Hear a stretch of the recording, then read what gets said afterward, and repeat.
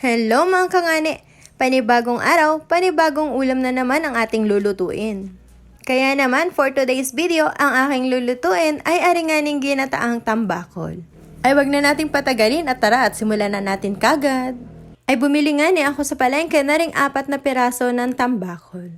Kaya naman ang gagawin ko dyan ay lalagyan ko muna ng mga pampalasa at imamarinate ko bago ko siya iprito. O ay dahil na nga at pagkatapos ko nga mamarinate ang isda ay di syempre simulan natin ang pagpiprito. Ay hindi ko na nga pinakita sa inyo kung paano ako magprito at struggle is real.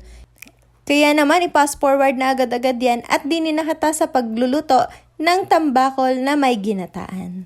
At dahil naluto ko na nga sa prito ang isda ay inuna ko na munang lutuin aring gata, nilagay ko na din ng talong at nilagyan ko na din ng kamatis at sili.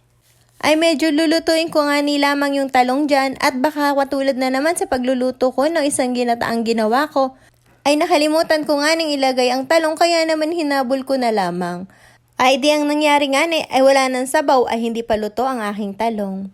Kaya naman ang ngayon ay natuto na ako at iuna ko na yung talong bago ko ilagay yung isda.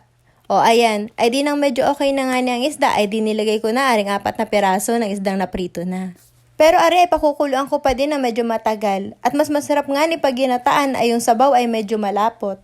Yung parang nagmamantika na nga sa gata ang mas masarap na rin.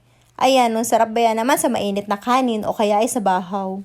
O ay di nag-adjust na nga din ako ng mga lasa dyan. At medyo matabang nga kaya naman nilagyan ko ng kaunting asin. Ay masarap nga sa ginataan ay yung naglalaban yung alat at yung medyo maasim-asim.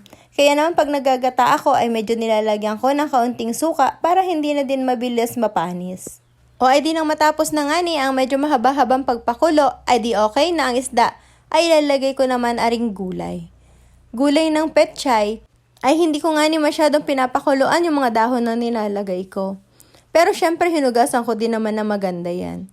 Syempre, pagkalagay mo ng dahon ay hahaluin mo lamang ng kaunti at yan naman ay mabilis nang maluto. Dahil mainit pa naman yung niluluto mo, kaya yung singaw niya ayun ay magluluto dun sa dahon mo. At syempre, mas masarap kasi yung dahon pag hindi naman siya overcook. O ay tingnan nyo naman at talaga napakarami ng dahon na nilagay ko dyan. Ay ang nilabasan nga ni Nare ay ginataang petchay na may kaunting isda, charis. O ay nagka-idea na baga kayo kung anong lulutuin yung ulam para sa susunod. Share nyo naman mga kangani kung anong ulam nyo. Tara sa comment section at comment na. O ako nakabot ka din sa huli ng aking video at di ka pa naka-follow sa aking page, huwag mong kalimutan na pindutin ang follow button at paki-like and share na din ang aking video para naman mas maraming makapanood nito. Salamat sa panonood mga kangani, sa susunod na video ulit. Bye-bye! Thank you for watching!